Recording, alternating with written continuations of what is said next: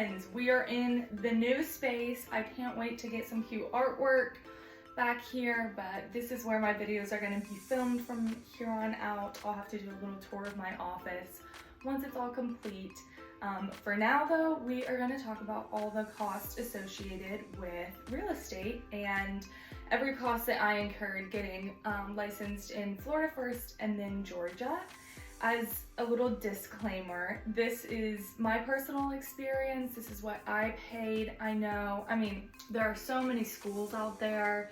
There's so many different brokerages, as you know, so prices are definitely going to vary. I just thought I would give you a video and you can use it as more of a guideline of kind of what to expect. And this is again from my personal situation, which was getting licensed in Florida and Georgia. Also, disclaimer, these are averages. So as much as I will be transparent with you about what I purchased and what that cost was, when it comes to my desk fee or how I work for my brokerage, those are just going to be general averages of what I thought was appropriate to share, because I think as an agent, one of your responsibilities is seeking out a brokerage that works best for you and figuring out, you know, are you okay with this desk fee and what do they give you in return? So I don't want to out anyone or run you away from certain places just because of a price. So just like I said, average guideline. I think this will be helpful. I was curious when I started because everyone just says, you know, have money saved up, but they don't really tell you, is it a couple hundred? Is it a couple thousand? So this is just my experience. Also, if you have questions about like what's a pre-course, what's a post-course, just comment below because I'm gonna fly through assuming that you already know what that is.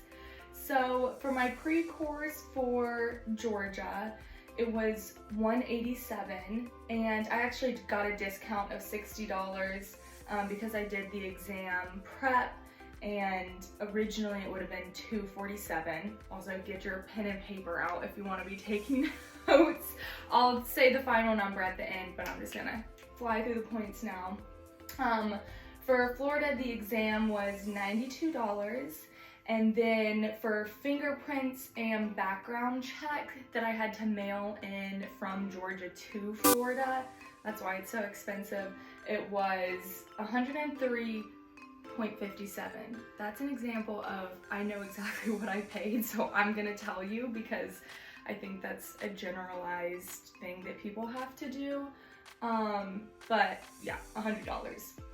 So for my post course for Florida, it was $145, and for my continuing education for Florida, it was $21 for the 14 hours. I actually just completed that yesterday, so yay me. So then I have my Florida license. You have to apply to get your Georgia license. That application in the form of a cashier's check is $170. Then I also have to get fingerprinted for Georgia, which is $20 because I live in Georgia. I don't have to mail in anything. My post-course for Georgia was $135, and my continuing education for Georgia, which I'm in a bit of a lull because I'm trying to see if my credits for Florida take away some of my credits for Georgia. It's very confusing, but what I have looked up so far is that it's $179 or you can do $129 depending on how many hours you are going to need. For the Cobb National Association of Realtors, which I am in, the application and the dues when I joined were $481, and that varies on the month that you join. I should do some more research into that because I don't quite understand why it varies so much, but it does. And then let's talk about marketing. So marketing for my brokerage, they do an incredible job. So I pay a desk fee every month, and basically that covers marketing for the most part. Now I can go out of my way and create, you know, like my brand book or order more prints or order a postcard. So in that way, it's kind of hard to put a range on marketing. They suggest you do 10% of your GCI, so I think that's what we call it, but it's your income from your commission checks. So we're just gonna throw out $200 on marketing that I pay extra. And then as far as desk fee, so this is what I'm saying, it depends on the brokerage you join. You also, sign your agreement with them of the percentage they take, and we're just gonna say monthly the desk fee is $170. And again, that is not the same for everyone. So we're just gonna exclude the desk fee because I think that varies very dramatically with the brokerage you choose.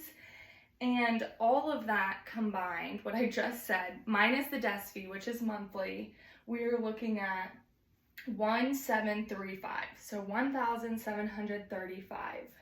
Now, if we say our desk fee is at $170 a month, which, that's covering a lot of your marketing and a lot of these classes and CE, and it covers a whole range of things.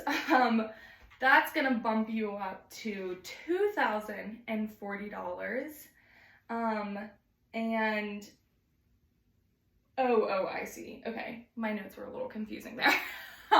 This is why I have my computer, because I'm not gonna do math real quick in my head while we're going through this. But that's my experience with it. I think that to get started, you should definitely be looking at having saved at least a couple $1,000, just so that when you are paying these fees, you're not feeling stressed about it.